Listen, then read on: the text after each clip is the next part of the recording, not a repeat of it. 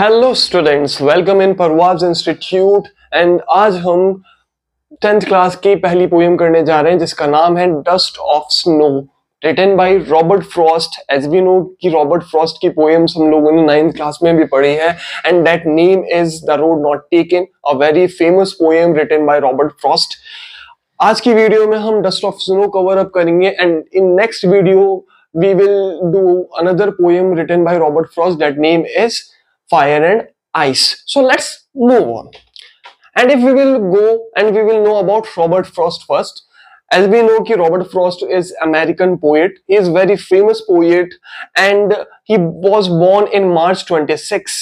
And he wrote a lot of beautiful poems. Maximum उन्होंने अपनी poems में nature को address किया है और this is the one of poem जिसमें वो यही चीज करेंगे. Let's have an introduction of the poem and if we move on then इस सबसे पहले टाइटल को समझते हैं. What is dust of snow? यहाँ पे डस्ट से मुराद धूल मिट्टी नहीं है. यहाँ पे डस्ट से मतलब है शोर, मतलब कि जैसे कोई चीज गिरना.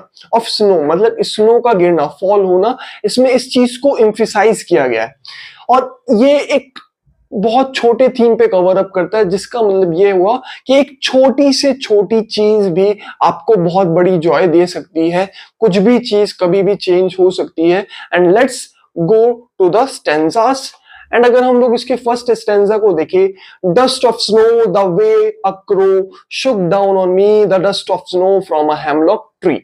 Let's know the meaning of what is the meaning of shook. अगर we will focus then shake means ki hila.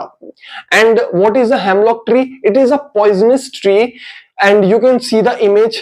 Particularly I'm just pointing out, this is the image and it is a poisonous tree with a small white flowers.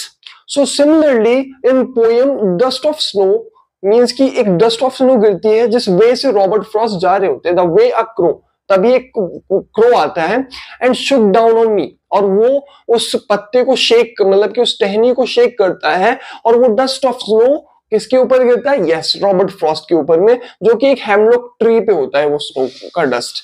And if we move on to the next stanza, has given my heart a change of mood and saved my part of a day I had rued. Means कि उनका अभी तक हम लोगों को मतलब उनका मतलब हम यहाँ पे ये समझ में आ रहा है कि रॉबर्ट फ्रॉस्ट का मूड बहुत ज्यादा खराब था. अब कैसे था? अब इस पोएम में इसका जिक्र हुआ क्योंकि देखिए हम लोगों ने दो वर्ड्स को एम्फेसाइज करके पढ़ा कि एक था hemlock tree and a crow. ये दोनों किस चीज के सिग्निफिकेंट है?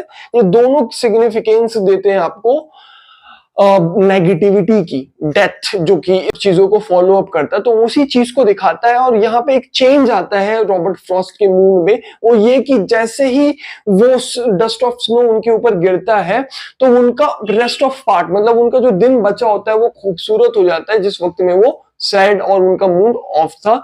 सो इस पोएम में हम लोगों ने यही चीज समझा कि what is the rued meaning. Held in a regret means किसी चीज की गम में and he was regretted about that, but उनका दिन बचा.